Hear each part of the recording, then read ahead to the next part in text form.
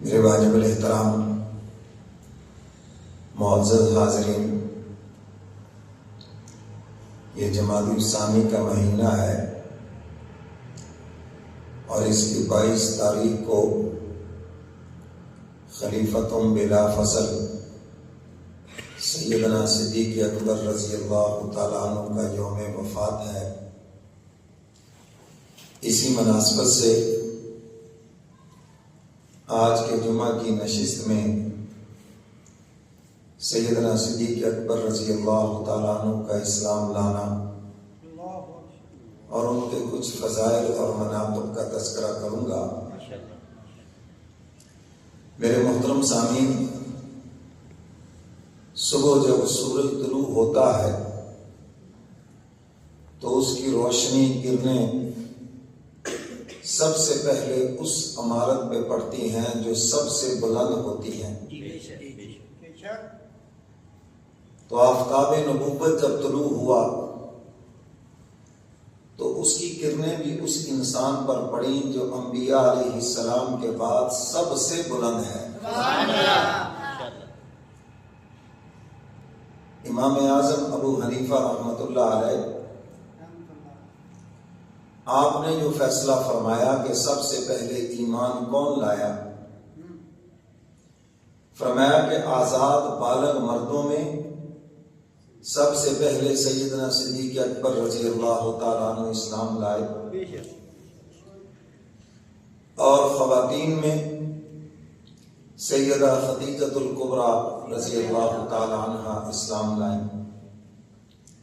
اور بچوں میں سیدنا علی مرتضیٰ رضی اللہ تعالیٰ عنہ سب سے پہلے اسلام لائے، اور غلاموں میں حضرت زید بن حارثہ رضی اللہ تعالیٰ عنہ سب سے پہلے اسلام لائے۔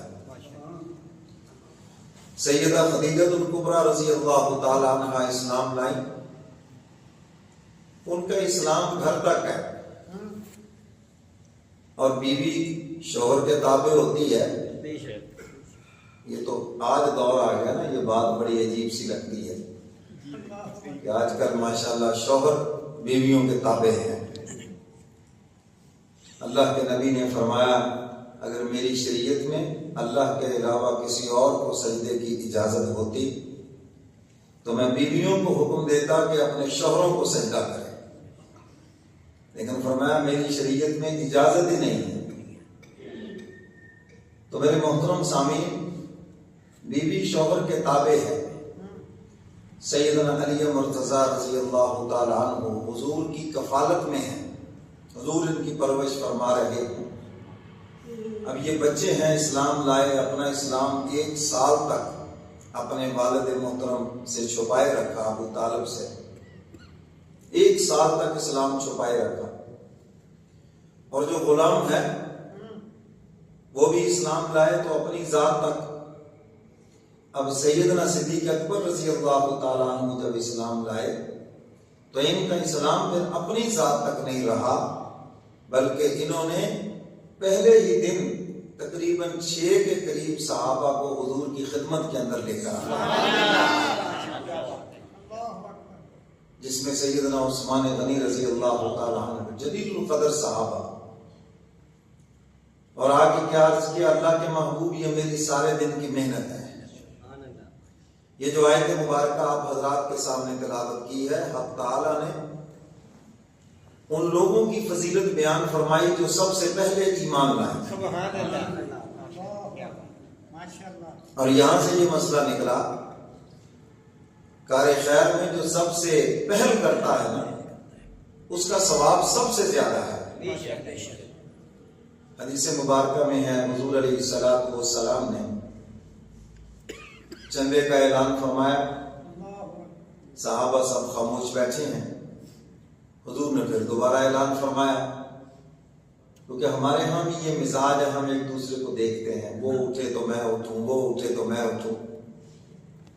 ایک صحابی اٹھے، ان کے پاس کچھ نہیں تھا، گھر تشریف لے گئے، اور وہاں سے کچھ تھیلی میں تھوڑا سا سامان لے کر آئے اور لا کر حضور کے سامنے، ممبر کے سامنے رکھ دیا۔ اب جب انہوں نے رکھا تو ایک صحابی ادھر سے اٹھے ادھر سے اٹھے، دیکھتے ہی دیکھتے درم دینار اور چیزوں کا ڈھیر لگ گیا، کسی نے چادر دے دی، کسی نے کوئی چیز دے دی۔ حضور علیہ الصلوۃ والسلام نے ارشاد فرمایا تم سب نے دیا اللہ کی رضا کے لیے، اللہ نے سب کو اجر دیا، لیکن فرمایا وہ جو تھیلی لے کر آیا جس نے پہل کی ہے، فرمایا اللہ نے جتنا سب لوگوں کو اجر دیا ہے اس کے برابر اس اکیلے کو اجر دیا ہے، اس نے خیر میں پہل کی ہے۔ تو اس لیے کوئی بھی کام ہو تو اس میں پہل کرنے کی کوشش کریں، اچھے کام میں۔ لوگ تو برے کام میں پہل کرتے ہیں، اچھے کام میں پہل کریں۔ صدقہ خیرات کا معاملہ ہے، جتنی ہمت ہے، اللہ تعالیٰ کے ہاں قلت کثرت کوئی معیار نہیں، اللہ تعالیٰ کے ہاں بندے کا خلوص معیار ہے۔ حضور علیہ الصلوۃ والسلام نے ارشاد فرمایا میرے صحابہ کو برا نہ کہو، حکمن فرمایا، اور آگے فرمایا کہ میرے صحابہ نے اگر ایک پاؤ جو صدقہ کیا ہے تم اس کے مقابلے میں احد پہاڑ کے برابر سونا بھی صدقہ کر دو تو صحابہ کے ایک پاؤ کے ثواب کو تم نہیں پہنچ سکتے۔ جو خلوص ان کے دلوں میں اللہ کا ہے، ہمارے دل تو اس سے خالی ہیں۔ تو میرے محترم سامعین، اللہ تعالیٰ بندے کے خلوص کو دیکھتے ہیں کہ اس نے کس جذبے سے دیا ہے۔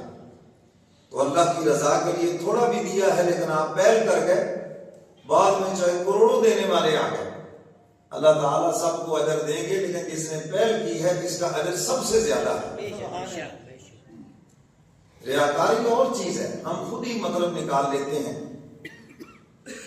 کہ جو چیز کسی کو نظر آ جائے شاید وہ ریاکاری ہے۔ بعضوں کے ہاں حیضہ ہو جاتا ہے، بعضوں کو کسی کو تقوی کا حیضہ ہے، کسی کو کسی چیز کا حیضہ ہے۔ ایک دن ایک صاحب آگے مجھے کہنے لگے یہ جو جیب ہے نا یہ تقوی کے خلاف ہے۔ جی میں نے کہا آپ کو حیضہ ہوا ہے، چلو بھی تقوی کے خلاف ہے، جو کچھ ہے دے دو پھر۔ یہ جی مسجد میں غلہ رکھنا یہ تقوی کے خلاف ہے، یہ جو چندے کی اپیل کی جاتی ہے تقوی کے خلاف ہے، یہ جو جھولی پھیرتے ہیں نا جی وہ جی مجھے بڑی شرم آتی ہے۔ میں نے کہا شرم واقعی آپ کو آنی چاہیے کہ یہ نوبت ہی کیوں آئی کہ جھولی پھیرتے، آپ آ کر دیتے جھولی پھیرنے کی نوبت نہ آتی۔ شرم آنی چاہیے اگر آپ میں ہے کچھ تو یہ تقوی کے حیضے ہیں۔ سوئی پھنسی ہے بس جہاں پہ پھنس گئی، جو اپنے من میں آ گیا وہ اس کا ترجمہ کر لیا اور وہ اس کا خود ہی مفہوم بنا لیا۔ حضرت ابو ہریرہ رضی اللہ